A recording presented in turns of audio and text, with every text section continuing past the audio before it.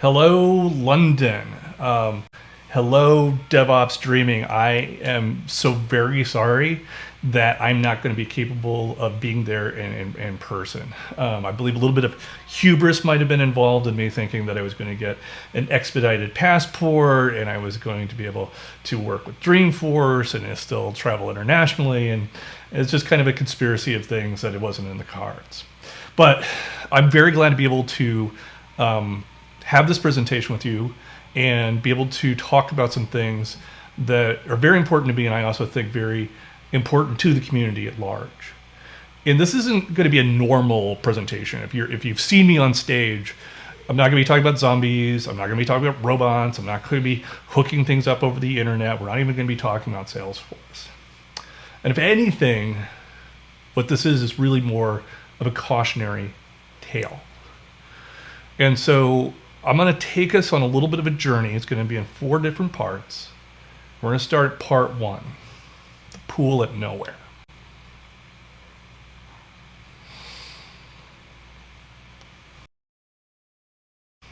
It's December 7th, 2021, and I am floating in the middle of a pool that's in the middle of a barn that's in the middle of nowhere, Illinois. And around me is playing Spanish classical music. The barn has been converted into kind of a party house for frat kids and college people, and I'm pretty certain we're the first person to put Spanish classical guitar up on those concert speakers. And I'm floating in the middle of a pool, in the middle of a barn, in the middle of nowhere, Illinois. And I'm leaning my head back just a little bit so that my ears are below the surface of the water. So I'm floating in the middle of a pool, in the middle of a barn, in the middle of nowhere, Illinois, listening to Spanish classical music above me. And below me, I can hear the sound of my breathing reverberating underneath the water. And I'm floating in the middle of a pool, in the middle of a barn, in the middle of nowhere, Illinois.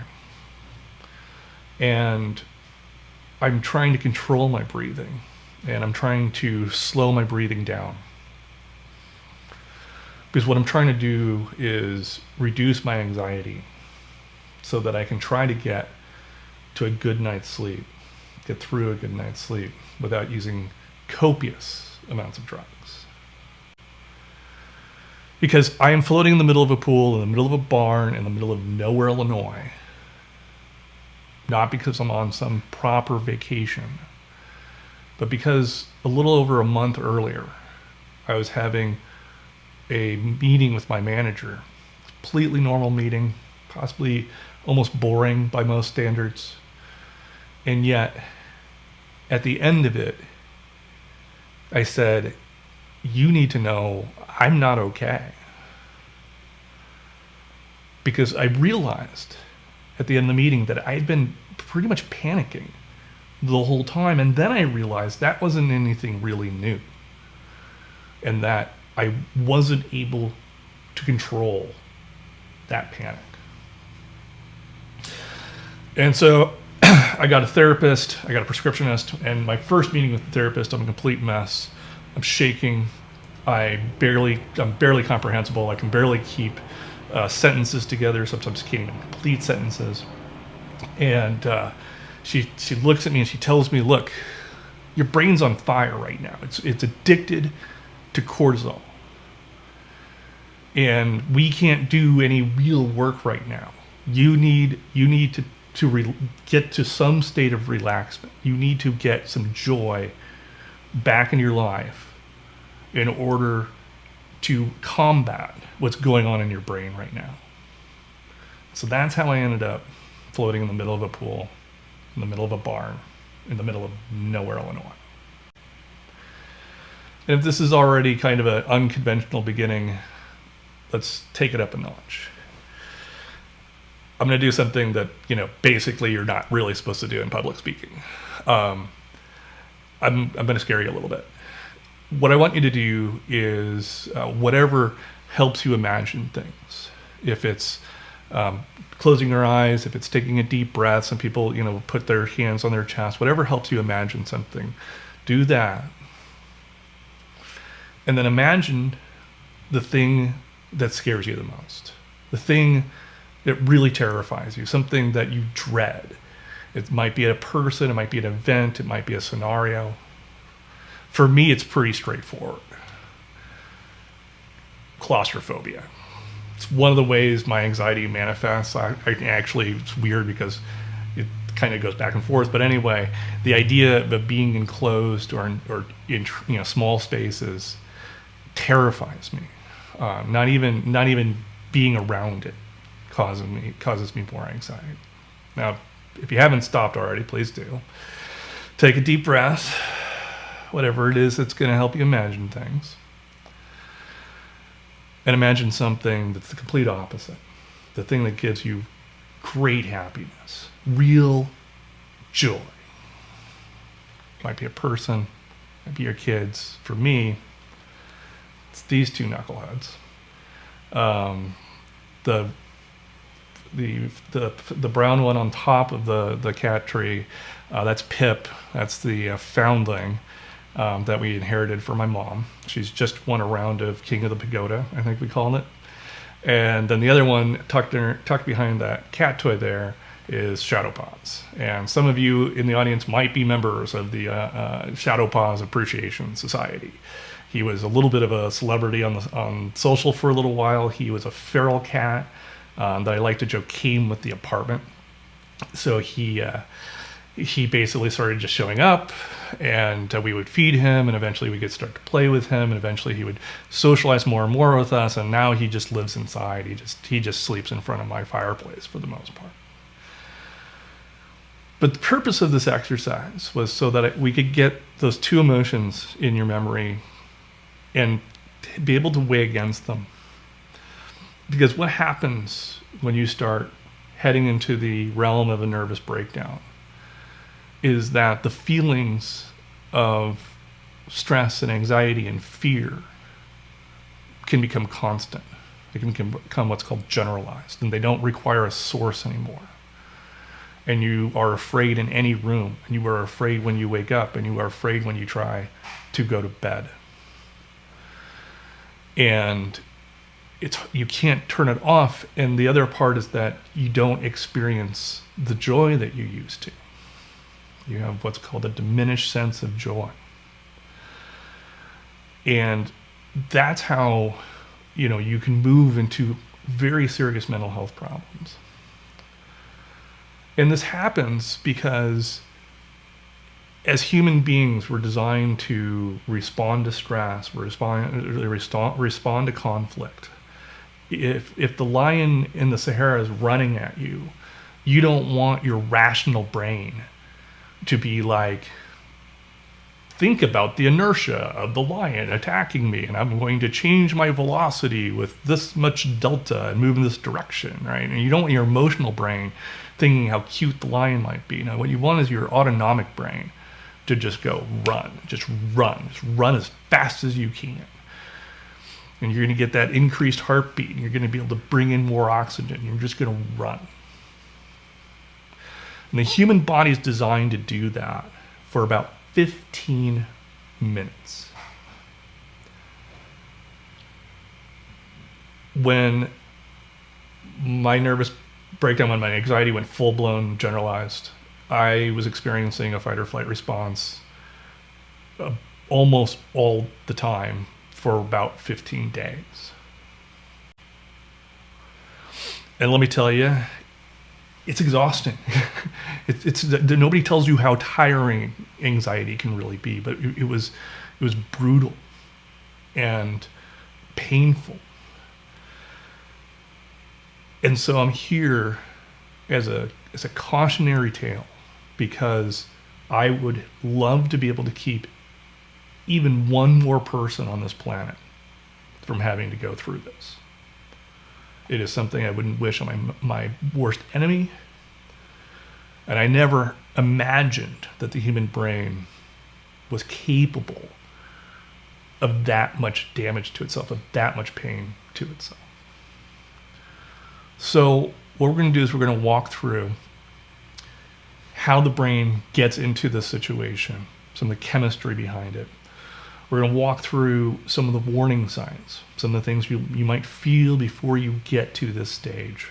And then we're going to talk about recovery and things that that you can do to help. So we're going to start part 2, the jackal in the room. I'm going to start by asking a question. Do you trust your brain? Now, I understand, having gone through that first part, I might not be setting you up, with a wonderful relationship with your brain, but I think, and I'm not pulling the room here, I want you to take a step back and actually think, do you trust your brain? Because I think most people would say, of course, it's my brain, and, I'm pretty used to it. It's been working pretty well so far. And I agree in the sense that I think your brain wants to help you. It wants you to be successful. It wants you to be happy. But if your brain's your friend, what if sometimes it's not a good friend? It's more like you're a college roommate who's drunk at 3 a.m. and calling you and warning you about the jackal in the room. It's trying to be helpful. It wants you to know that there's a threat, but it might not be thinking clearly at 3 a.m. when it's drunk. And you might be asking yourself, well, that's a very specific scenario that you just mentioned there, Josh. Why would you go right to the jackal in the room? Let me tell you why. Let me introduce you to Mike Birugia. Mike is an author. He's a comedian. He's been on NPR a lot. He's been on This American Life. If you've watched a lot of This American Life or listened to a lot of This American Life, you might know exactly where I'm going with this. Mike has a condition caused by low dopamine, which causes him to enter into a hypnagogical state. It's like sleepwalking. And this is an explanation that some people have for things like sleepwalking and even ghosts, because what happens is that you're in a REM state, so you're in a dreamlike state, but you're also aware of your surroundings, and the two of them can start to blend together because the parts of the brain that's supposed to turn your physical body off just aren't working right.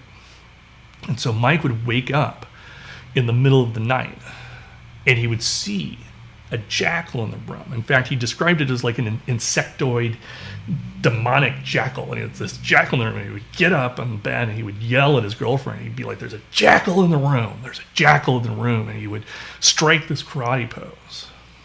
Now, fun fact, Mike does not know karate. He only knows the pose from TV shows and movies and things like that. But he would still stand on the bed to try to defend his girlfriend. The girlfriend's like, "Mike, there's no jackal in the room. Go back to sleep." And eventually he would, but still believing there's a jackal in the room. Because when we think of our brain, we think of us as human beings, and we're rational, and we are capable of great works of art, and we're programmers, and we're architects, and we're problem solvers. We have all of this capacity for intellectual greatness, and it's all true. But what's also true is that this is also your brain. There's an old theory that we don't actually have one brain, we have several brains. The brain is an incredibly complicated organ. It's more of a concert or symphony of sub-organs that are all working together. And one of the old theories is that we actually have an evolutionary brain that starts with the lizard brain, goes to the mammalian brain, and then goes to the neo-mammalian brain. And the lizard brain is that automatic, just run. It's the thing that doesn't really think, but it responds to things. And then there's the mammalian brain, and that's where we get our capacity for emotion, our capacity for love.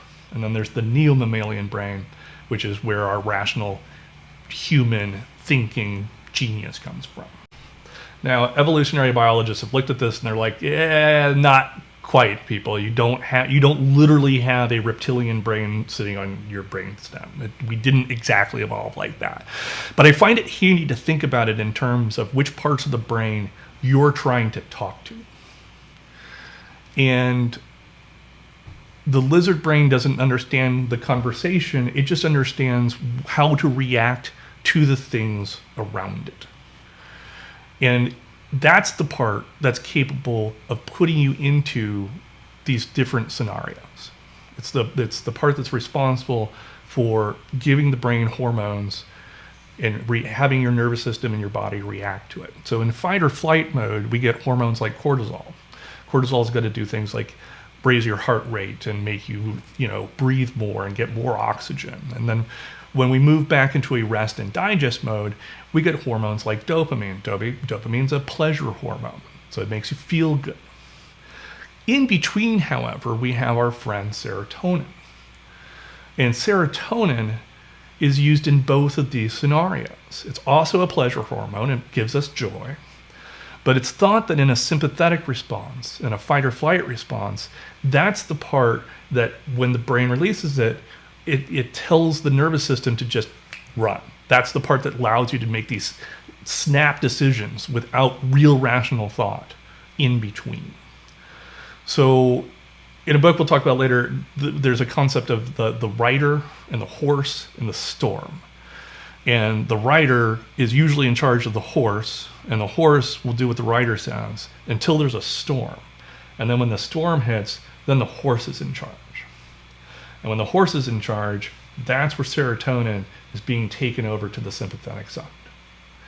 And when the serotonin is being soaked up and used, you don't have enough left over for the parasympathetic side. And that's why your body gets wired to jump to 10.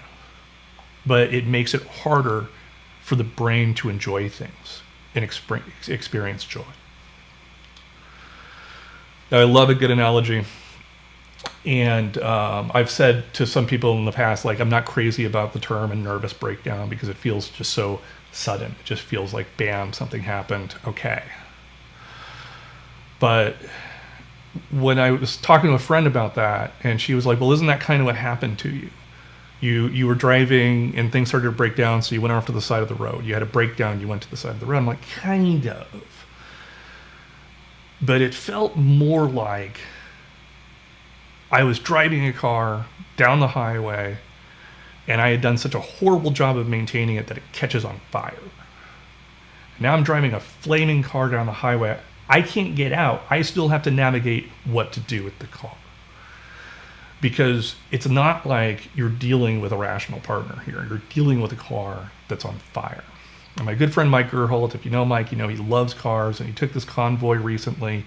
And when he got done with the convoy, his partner in crime called him up and he's like, there was something weird about my truck when we were hauling our cars back. And I looked at it, and sure enough, there was a crack on this wheel. And if I hadn't caught it, that crack would just keep getting bigger and bigger and bigger until the wheel would just break. And that's what can happen to us if we don't watch ourselves and we don't think about where our mental health is and where it's going. So now we are going to go to part 3, the signs along the road. Okay, so this picture is one of my friend there, Kevin, and he's the one in the middle. It's one of his favorites of like all time. This is me in 1997 standing outside of Netscape headquarters. I think we were attending what would be their last ever Netscape developer conference.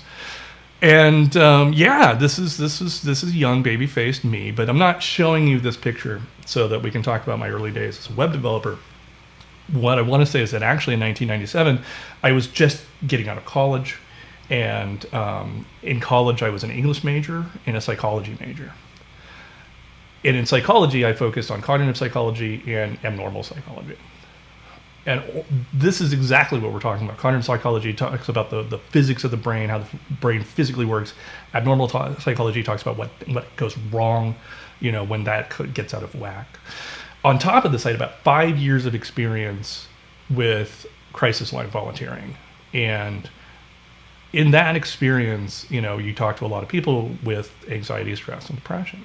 And the reason I'm saying this to you is because if 1997 me has all of this experience, but 2021 me has a nervous breakdown, then anybody can ignore the warning signs and get into trouble. Anybody. If I can do it, anybody can do it. And part of this is because your brain has a tendency to trick you into thinking the status quo is okay, things are terrible, but they're also not quite as bad as you think they are. And there's also a little bit of the boiling of the water around you effect, in the sense that you don't realize how stressed you actually are getting because it's slow micro trauma over time. And when I was a crisis line volunteer, we used to ask people, how are you eating and how are you sleeping? Because those are things that are inherent to how the body is operating. And the sympathetic and the parasympathetic responses and the hormones that they use, they have an effect on virtually everything in our body: our hearts, our skin, our livers, our lungs. And one of the first things that can go out of whack is your eating habits and your sleeping habits. And there's no one formula as to what that actually means. It might be that you're eating more, you're eating less, you might lose an appetite, you might have an uncontrollable appetite, you might have insomnia, you might wake up at various times. It's called fragmented sleep. You're getting sleep, but only in 2 to 3 hour chunks, or you might be oversleeping. And that's because these systems that control these basic things that we do are getting out of operation. And this is important because this quote tells us everything we need to know about our sleep cycle, right? It is your life support system and Mother Nature's best attempt at immortality. That way, what that means is your body, when it's going through a proper sleep cycle, is capable of regenerating the body, regenerating the mind, but it needs the whole thing in order to really work correctly. So when it goes out of whack, then your other parts of your body might start to deteriorate. As your other parts of your body starts to deteriorate, you can also go ahead and increase your stress and anxiety, right? So it's a crumbling house of cards eventually. Now, a lot of people in the mental health community like to talk about colors, and this is a very simple way. It's a shorthand of saying, this is how I'm feeling right now. So, green, you're good, you're eating well, you're sleeping well, you're feeling fine, you're experiencing normal emotions, even if those emotions might be sadness or they might be some levels of stress, but your response to them is normal. Yellow is where you start to get into your sleep and eating habits start to wear down. You're going to find your emotions might not be entirely in your control. You might get quickly angry. You might start to get a little jittery. You might start jumping at things that you didn't think you'd start jumping at. You might start worrying more about things than you thought you were going to. So you're sustainable, but these symptoms are starting to creep up on you. Now, when you start moving into the red color, that's where things start to get weird. That's where you start to do things like shake uncontrollably. Or you might find it difficult to type because you're not entirely in control of your fingers. You're going to start, focusing on things and having severe emotional responses to things. And your eating and sleeping cycle is probably seriously thrown out of whack at this point. And some of the hormones are not just in control of things like our sleeping habits, they also control things like our short-term memory. So if you have a highly anxious brain, that's when you start wandering in a room and then wonder why the heck you wandered in there in the first place. So it's a progression, and it's a good exercise. And this is one of the reasons why mental health groups do this, to do these self-check-ins and ask yourself, what is my color? How am I feeling today? What is my honest reflection of where I'm at? Now, let's talk about some specific symptoms of anxiety. One of the most common ones is called hypervigilance. Hypervigilance is where you focus on a situation or a problem and you just can't get rid of it. You're just constantly thinking about it, and you're constantly thinking about, did this go wrong? Did I do something wrong? What's going to happen with it? And you can't stop thinking about this scenario that you may or may not have had any control over. And hypervigilance has what I like to say is a big brother. Like when you start moving into the realm of imagination of the things that might have gone wrong or could go wrong or will go wrong in the future, now you get whole scenarios being depicted in your head about just how terrible something could be. And my big favorite example of this for myself is we were taking a road trip in the middle of driving to the destination. I started thinking that I accidentally let Pip out of the house. And I just started thinking of all of these scenarios of what happened if I let Pip out of the house. And I had no rational reason really to think that had happened. No proof, no evidence, and it didn't happen. Pip was fine. But it was very difficult to escape that paranoia that I had done something horribly wrong. And this is one I'm definitely still guilty of. This is a very common symptom, even in people who just experience moderate levels of stress. It's called predatory insomnia. Predatory insomnia is thought to be caused because you lack control in your day-to-day life, maybe at your job, maybe in your marriage or your relationships or with your kids. And then when it's time to go to bed, you take control. You consume that time. And so you kind of consume your own sleep cycle because you want to stay up and play video games or watch a movie or anything like this. And the problem is you're predating your own sleep cycle, so you're breaking into that habit that you should be getting into a good habit of in order to have a healthy, life. And often the things that we do late at night, like watching a tablet, is stuff that you're not really supposed to do right before sleep. So there's a little bit of a compound situation going on here. And then procrastination. When I first started reading about anxiety and some of the sources of it and some of the symptoms of it, I never thought I would be reading as much about procrastination as I was. It's actually considered to be a very common symptom of high stress and anxiety. And, as a culture, we have a universally negative concept of procrastination. Nobody ever thinks, wow, congratulations, you procrastinated on that project. But psychologists say that procrastination, especially chronic procrastination, is not a side effect of laziness or a lack of willpower. It's actually fear. You get trapped into your hypervigilance and your paranoia, and you have fear of success, fear of failure, fear of the future, and you start considering scenarios other than the thing that you actually want to do. And your brain's capable of doing weird little magic tricks on you, like having you have the feeling or the belief that a task is going to take much, much longer than it's actually going to take. And so you don't know how to fit it into your day, even though you've done this task, and your rational brain would tell you, no, that's only going to take 30 minutes. And so, when I was going through my breakdown and I was reading about this, I never even considered it. And so it's something that I think a lot of people layer on guilt, because you think, oh, I'm a bad person on top of all of this. And it's not that you're a bad person. It's that you're just having this symptom. And it's something that can be very difficult to control. Now, everything I just said and a lot of this talk is very anxiety-centric because that's my experience. That's what I've been reading up on. But I just like to say that there's a lot of people with a lot of different scenarios: stress, PTSD, autism, anxiety, depression, ADHD, etc.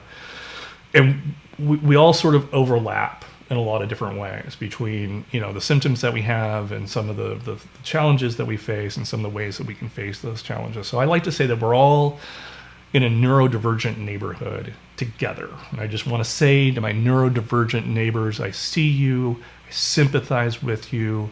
We're all in this together. And it's kind of nice to have it broadens the mental health community to a certain extent. And going into that house metaphor, I had one person ask me, how do I arrange imposter syndrome when it comes to my anxiety? And I'm like, oh, that's easy. Imposter syndrome just lives in my anxiety's house. It just sleeps on the couch and just keeps asking for snacks. So, but again, just a shout out, we're all in this together. Now, let's take a puppy break, because when I've been rehearsing this and I've been going through this presentation, and I just realized, like, especially compared to a lot of my other material, like, this is dark stuff. This is really deep things that we're talking about here. And so before we get into the last part, just take a quick puppy break, get some good dopamines in, look at those cute little eyeballs. Also, I find that any presentation I do where I can throw in either a kitten or a puppy, it usually increases my survey results. So there's that too. Okay, take a breath. Things are going to get better because now we get to start to talk about things like recovery and what we can do about this. So we go to part 4, back to the pool. Now, one of the first and easiest things to think about is your basics. We've talked about eating, we've talked about sleeping. Breathing is an interesting exercise in its own right because that's something the lizard brain understands. And so when I was in that pool, I'm putting my head down, I'm listening to my breathing, I was doing what's called either box breathing or square breathing, where you inhale 2, 3, 4, hold 2, 3, 4, exhale 2, 3, 4, rest 2, 3, 4. Take a beat, think about how you're feeling. If you're still feeling a little stressed or anxious, do it again. And you just can kind of repeat this for a little while. And it's shown to lower your heart rate and lower your anxiety and lower your stress. The other one is exercise. And this only really kind of surprised me because I'm not like somebody who's traditionally like really gotten into exercise. But exercise is another way that you can talk to that lizard brain. It's something it understands. And you remember in the earlier slide when we were talking about 15 minutes, right? Our body is designed to be in a fight or flight scenario for 15 minutes. And so if you exercise for 15 minutes, you're kind of tricking the lizard brain into being, hey, we just did that thing that you wanted to do. You can back off now. We can go into rest and digest. We can calm down. And so you sort of feed the lizard brain with a little bit of what it's looking for, which is like, you running or even walking. It doesn't really matter what these things are, as long as you find something that really works for you. Now, I started getting into Woebot before I started getting into therapy. Actually, I think one of my early warning signs of how bad is this actually getting is why am I downloading a therapy bot? But Woebot is a free application, and it's a cognitive behavioral therapy chatbot, a CBT chatbot. And so you can talk to Woebot. Woebot will give you a little, he'll like ping you and be like, hey, how you doing? Do you want to talk about anxiety? Teach you things like box breathing and some exercises, and also some ways of thinking about reframing negative thoughts. This is a lot about what CBT is about. Like you take negative thoughts, you reframe them into positive thoughts. Woebot is free. It's private. I have said it's a great stopgap between not having anything to do and actually going to a real therapist. It is not a replacement for a real therapist, and it is not designed for crisis situations. If somebody is truly having suicidal ideations, for instance, Woebot is not for that. But it's a nice day-to-day little exercise and a way to kind of get back to that checking your color kind of thing and maybe doing something about it. So the books. Now, a lot of this talk is kind of an abridged version of The Body Keeps the Score. Body Keeps the Score is an old book about how the mind reacts to things and how the body reacts to what the mind is doing and kind of the physicality of stress and exercise, or stress and anxiety, not exercise.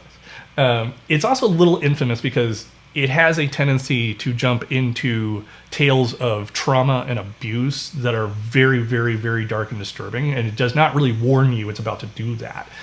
So the trigger warning is this book was written before there were trigger warnings. And then Mike Biruglia book is Sleepwalk with Me, if you want something a little bit more humorous. And it's just kind of a nice, it's funny, but it's also a nice like description of how he got onto his journey of recovery and what he ended up doing with it. The music, Weightless. Weightless is from a band called Marconi Union, and most of their music is kind of relaxing, light ambient music, that kind of stuff. But Weightless is special because it was designed with cognitive behaviorists and with sleep scientists to show that it actually does reduce your anxiety, your stress, your cortisol, etc. So it's scientifically proven to help you calm down, and highly recommended. It's free. You can find it on YouTube or Spotify or Pandora, your music player of choice. Now, I just want to wrap up with some key concepts here. First of all, mental health is physical health. And I bring this up in a couple of parts. First of all, in how we think about how our body is reacting to these things is important. Because, again, there is a physical toll to stress and anxiety. And people who ignore the warning signs and blow right past red have a tendency to end up in the hospital. My therapist has said it's the most common way that she meets new people, basically, new clients. So, first of all, if you're not taking care of your mental health, your physical health will suffer, and vice versa. The other reason I bring it up, though, is because I think a lot of people bucket these in different ways and then they respond to them in different ways. And I've had people say things like, well, I had somebody I was helping get into like paid medical leave, and he's like, well, should I tell my boss if I do this, I'll come back refreshed and I'll be a better worker? And I'm like, no, you should tell your boss that your brain is slightly broken and it might actually be trying to kill you right now. Like you have an illness, you have a health issue that is going to cause you problems if you don't take care of it. And if you broke a leg, you wouldn't think twice about saying, hey, I'm going to the hospital. If you had a severe disease of some kind, you wouldn't say, well, if I just cure my cancer, I'm going to be a better worker. It's like you have to take care of these physical things. So why do we question whether or not we should be taking care of our mental health itself? So mental health is physical health. It's all the same thing. You got your brain, you got your brainstem, you got your nervous system. It's all connected. Your trauma is your trauma. And what I mean by this is, we live in a crazy world right now. There's a war in Ukraine, there's climate crisis, politics are on fire, world's on fire, stuff's terrible all around. And I think a lot of people have a tendency to compare themselves. If you read The Body Keeps the Score, you're like, well, I wasn't traumatized like that. I wasn't abused like that. So why should I be thinking in terms of I need to go see a therapist? And it's because your trauma is your trauma. The size and the shape of it doesn't really matter. Your brain doesn't care. It's just going to keep responding to it. And so you might have micro trauma, you might have trauma over time, but your trauma is your trauma, and you have to respect your trauma because your trauma is not going to respect you. And so if you think, well, my trauma is not that bad, you are letting it sneak past you and you're letting it cause more problems than it needs to. And finally, you are not alone. The more people I've talked to about this, the more presentations I've done on it, the more I talk to people who are experiencing this, or have experienced this, or have loved ones that are experiencing this. The commonality is amazing. And we're all in this together. That's the other part. It's not only that you're not alone, it is not recommended to go alone, to deal with this alone. This is a team sport. Socialization is considered to be one of the best forms of therapy. And I am incredibly lucky. I had the support of my manager. I had the support of my coworkers, my family, my friends, my wonderful and extremely patient wife, a great therapist. And I was able to take time off in order to go deal with this, but I did not deal with it alone. And there's no reason why you should feel like if you're hearing something that's making you think about this, my first recommendation would be go talk to somebody. It doesn't have to be a therapist. Go talk to a friend. Go talk to a family member. But when you're talking about these things, you're allowing yourself to think about them without necessarily having to completely re-experience them. You're not re-traumatizing yourself. So it takes a community sometimes. And we have a great community. So take advantage of it. And just a final thought. That exercise that we did at the beginning where you imagined things and then had an emotional reaction to them, we are considered to be the only creatures on the planet capable of that exercise, capable of manipulating our own emotions based on our imagination. And now it's September 2022 as I'm recording this. I'm here in Chicago. I'm doing pretty good. I'm on Lexapro now, 10 milligrams. I see a therapist very regularly. Recovery is a process, and it doesn't happen overnight, and it doesn't happen quickly. And even now, every now and then, I have to think about where I am and how I'm feeling. And every now and then, I will still go back to the middle of nowhere, Illinois, and to the middle of a barn, to the middle of the pool, and I will just float. Thank you, London. Thank you, DevOps Remy, for having me. This has been just great to be able to share this with people. So I appreciate it very much. Please enjoy London without me. I'm definitely chalking up London as being owed a visit. So hopefully I'll be able to see you all soon. But stay healthy. I'm Josh Burke. I'm your Godfather of Trailhead. I'm your Salesforce developer podcast host. And it's simply a pleasure to be a part of this community. So thank you, everybody, and have a great rest of your day.